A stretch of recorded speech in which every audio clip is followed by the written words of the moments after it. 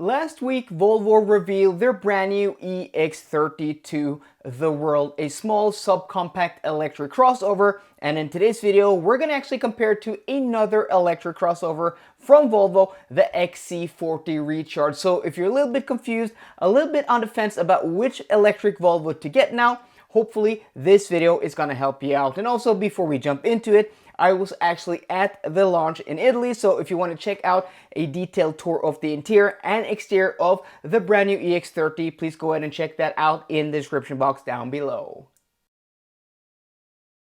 The EX30 carries Volvo's brand new design language that we first saw with the full-size 3-row 7-seat electric SUV called the EX90. This is very much that design language, almost that exact design, just shrunken down to a much smaller size. So it looks very modern, very stylish, and this is Volvo's brand new design language that we're going to see in the upcoming years. The Volvo XC40, on the other hand, is kind of a halfway in between the old generation and the new generation, and also just got a facelift, so it's actually very, very modern compared to, you know, the XC90 that came in 2015, the XC60 that came out in 2016, and even though this design came out in like 2017, 2018, with the recent facelift, I think it still looks very, very modern. And if we look at something like the C40, which is, you know, the coupe version of the XC40 Recharge, that is super modern. And I actually think if we're, you know, throwing the C40 into the mix here, I think that is still the best looking of all of these three cars. The positive things about the EX30's interior is that it is very modern and very stylish, and also at the same time very minimalistic. For this price point, it is very, very impressively built. Materials, fit and finish, and just the styling. And again, go check out my video in the description box down below for a full tour of this car, where I talk about that in more detail and show you guys in that video. And also, it has a bigger infotainment system than that XC40. This is a 12.3-inch display. But then we have the negatives about the interior, and first off, there is no driver's display. For a lot of people, that's going to be an issue. For me, I don't mind it, but I know for a lot of people that is going to be an issue. And also, the rear legroom is very, very tight in the EX30. So again, check out my video for that.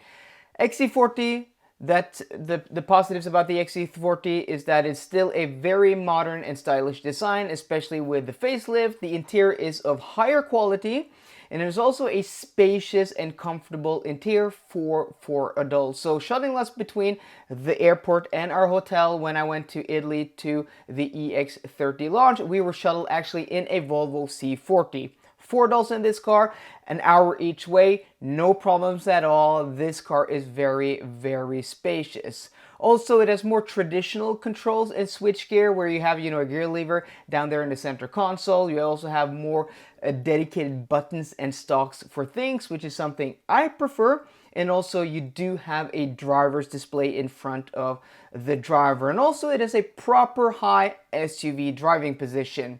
As for the negatives, it has a very small infotainment system screen. This screen is like 9.3 inches, and in 2023, it's not big enough. Talking about that rear legroom and why that EX30 is so much more tight than that XC40 Recharge in the rear seat is because there's actually a quite substantial difference in size, especially length, between these two cars. You're going to see everything on the screen here now, where that EX30 is actually about 20 centimeters shorter than an XC40 Recharge or a Volvo C40. And even though the wheelbase isn't that much shorter, about 5 or 6 centimeters, you're going to have to package the same amount of seats. You're going to have a trunk, electric motors, and all of that. And there's going to be a compromise somewhere. Where the XC40 Recharge is a mid-size to compact SUV, this EX30 is actually about the same size as a Volkswagen ID.3, a small hatchback. Before we jump into the juicy performance stats, range, and pricing, I just want to give a huge thanks to today's video sponsor, Elton, which is the most awesome charging app if you live in Norway, Sweden, Finland, or Denmark, or you plan on coming to one of these countries this summer for holiday and you're going to travel with an electric car. There's going to be a link in the description box down below for this app, because if you live in Norway, Sweden, Finland, or Denmark, or plan traveling here, this is going to make your life so much easier. One charging app lets you charge at almost all charge point operators in all of these countries, one charging interface, one map interface, and also only one payment card. It's super simple, super easy, and it's going to make your life a lot easier. So a huge thanks to Elton for sponsoring today's video.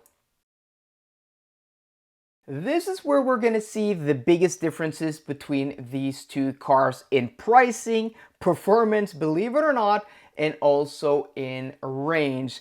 The EX30 starts from a very aggressive 322,000 kroners here in Norway, and to put that into perspective, a base, the cheapest Volkswagen ID3 you can get starts from 400,000 kroners, or about 80,000 kroners more, or 8,000 euros more. But to be fair, that Volkswagen has 425 kilometers of WLTP rated range, which is more than that standard EX30. But even if you go up to that single motor extended range EX30, which has 480 kilometers of range, it's still going to be about 3,000 euros cheaper than that base ID3 here in Norway. So spec for spec, they're going to be about the same, which is completely insane.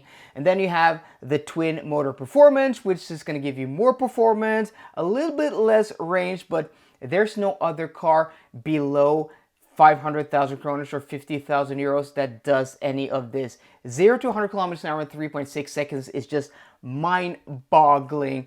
And to compare to that XC40 Recharge, the base XC40 Recharge is about 200,000 kroners or 20,000 euros more than a base EX30. But again, to be fair, that car has 570 kilometers of WLTP rated range versus 344. So there is a bit of difference here, and there is no overlap. So either you're going to go for a cheaper, smaller car, or if you want to get more range and a bigger car, you're going to go for that XC40. And even if you go for an EX30 twin motor performance, it's still going to be about 5,000 euros cheaper than that base single motor extended range XC40 Recharge. So you're now here at the end of the video. Thank you so much for watching, and if you have come this far, please be sure to give this video a thumbs up. And also, if you like the content here, if you like all the electric cars I've been testing, if you like, these exclusive tours of brand new electric cars, and also these comparison videos, please be sure to subscribe to the channel if you aren't already. I really do appreciate it, so thank you very much. But you are here at the end of the video, and you've been listening to this video, which is, I don't know how many minutes it is. Hopefully it's less than 10 minutes.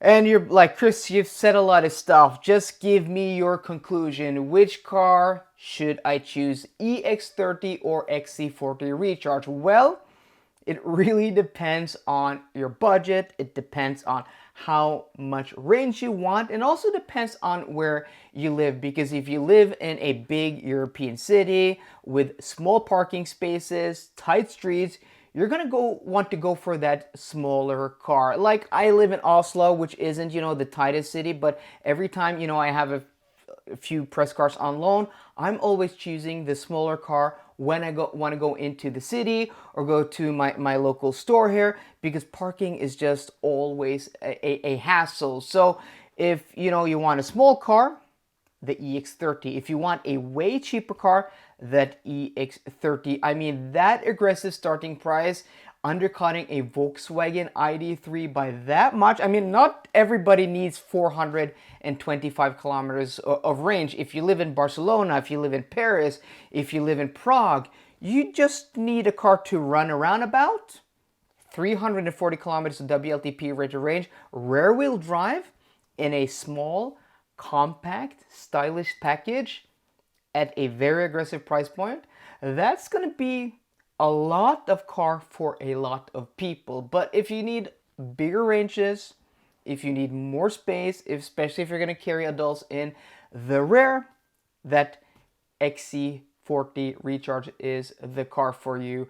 Personally, I'd probably go for a C40 because I just love the styling of that car. I love the way that car drives ever since I drove that car for the first time, and every time I've driven it since, and when I rode it in Italy, is absolutely one of my most favorite electric SUVs on the market. So guys, let me know which car you would choose in the comment section down below. So I hope you enjoyed today's video. If you did, please drop me a thumbs up down below, and for more car content, as always, please subscribe. See you guys later and goodbye.